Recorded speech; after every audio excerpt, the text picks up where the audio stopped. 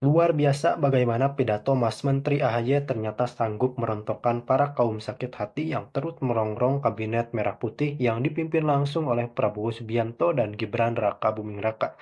Kali ini, Mas Menteri AHY menyampaikan beberapa poin penting terutama terkait ketahanan negara dan penyelamatan aset-aset negara yang memang telah dikuasai oleh koruptor. Dan ini cara cerdik AHY untuk mengambil semua itu. Tentu saja, untuk kasus korupsi, Prabowo Subianto selaku pimpinan kita semua tidak memberi toleransi apapun karena memang kita tengah berfokus untuk pengendalian wabah korupsi agar tidak terus merongrong Indonesia Raya yang memang negeri yang subur makmur ini. Tanah dan tata ruang bagi seluruh masyarakat.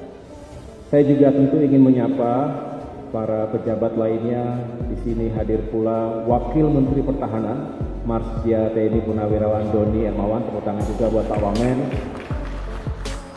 Wakil Menteri ATR BPN Bapak Osi Dermawan, terima kasih Pak Osi. Dan di sini juga tentunya yang mewakili Bapak Kapolri hadir, ini sahabat kita semuanya, Bapak Komjen Polisi Wahyu Widada, tangan juga tidak pernah absen dalam kegiatan ATR BPN. Kemudian yang mewakili Ketua Mahkamah Agung, terima kasih Bapak.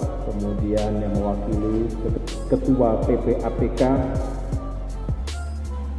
dan segenap jajaran pimpinan Kementerian ATR BPN, saya lihat hadir lengkap, Pak Sekjen, para dirjen, para pejabat tinggi Madya dan Pratama, para kepala kantor wilayah, dan tentunya juga Bapak Ibu sekalian, banyak di sini, mohon maaf tadi mewakili Panglima TNI, jajaran TNI juga hadir, darat, laut, dan udara, dari Kejaksaan, dan Bapak Ibu sekalian yang saya cintai dan banggakan.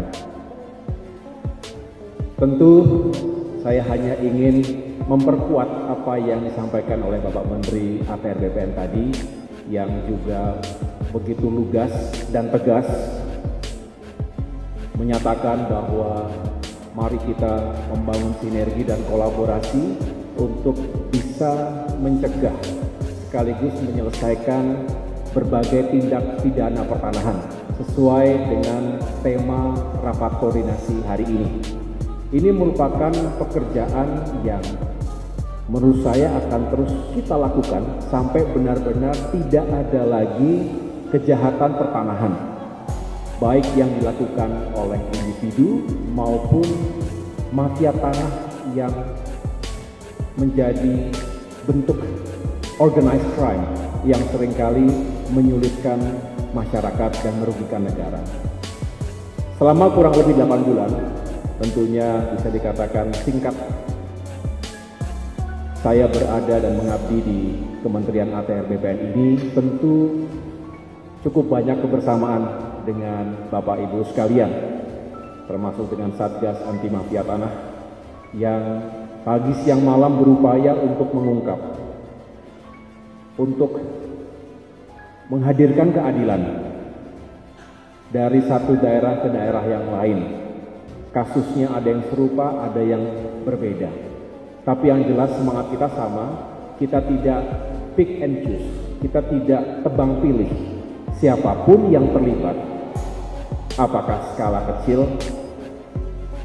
seperti halnya spektrum kejahatan, ada yang kelasnya kelas amatir, ada juga yang kelasnya sudah kelas internasional dan sudah well organized. Dan ini yang tentunya jauh lebih rumit, melibatkan banyak pihak dan tidak menutup kemungkinan melibatkan pihak internal, baik di tubuh birokrasi Kementerian ATR BPN maupun di lembaga atau kementerian lain yang harus kita bersihkan juga. Saya sepakat apa yang disampaikan oleh Pak Menteri, sebelum kita berbicara tegas keluar, pesan yang loud and clear keluar, kita juga harus tata dan yakinkan bahwa secara internal kita juga menjunjung tinggi disiplin, kehormatan dan etika, termasuk yang sering kita jadikan jargon membangun zona integritas. Saya mengingatkan kita semua bahwa zona integritas itu bukan hanya menjadi jargon saja, tetapi harus kita terapkan dari pusat, dari paling atas sampai dengan yang paling bawah.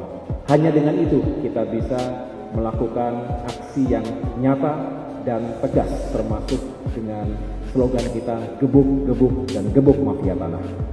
Bapak Ibu sekalian, saya tentunya saat ini yang mendapatkan amanah dari Bapak Presiden Prabowo Subianto sebagai Menteri Koordinator Bidang Infrastruktur dan Pembangunan Kewilayahan, di mana salah satu kementerian yang ada di dalam koordinasi kami adalah ATR BPN. Benar-benar berharap di bawah kepemimpinan Bapak Nusron Wahid, Kementerian ATR BPN bisa menghadirkan keadilan bagi masyarakat. Itu yang pertama, karena justice ini mahal sekali. Kita tidak boleh membangun kemudian ada saudara-saudara kita rakyat Indonesia yang diserobot tanahnya dan diperlakukan tidak adil dan sengsara hidupnya, tidak punya masa depan.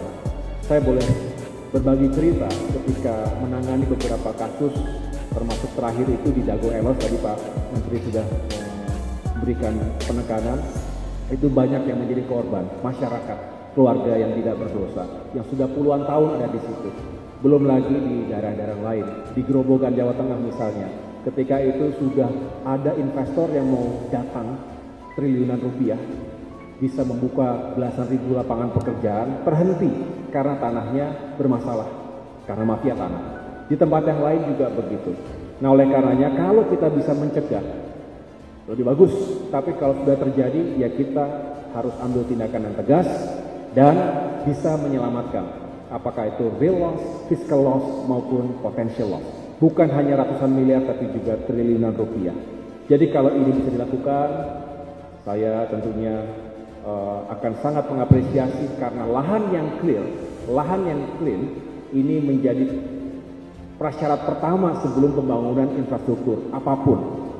Mau di sini, mau di Papua, mau di IKN, dimanapun kita berharap lahan atau tata ruangnya itu benar-benar siap untuk menjadi landasan bagi pembangunan infrastruktur. Dan pada akhirnya, mari sama-sama kita membantu dan juga mewujudkan visi dan misi besar dari Bapak Presiden Prabowo Subianto yang ingin meningkatkan pertumbuhan ekonomi, mendistribusikan kesejahteraan, termasuk dengan memperkuat konektivitas antar wilayah, mencegah atau mengurangi kemiskinan dan ketimpangan yang lebih besar, dan itu semua membutuhkan kerja keras dan sinergi di antara kita. Kami dari Kementerian Koordinator Infrastruktur dan Pembangunan Kewilayahan siap melayani semua, dan tentunya berharap ATR BPN menjadi bagian yang tidak terpisahkan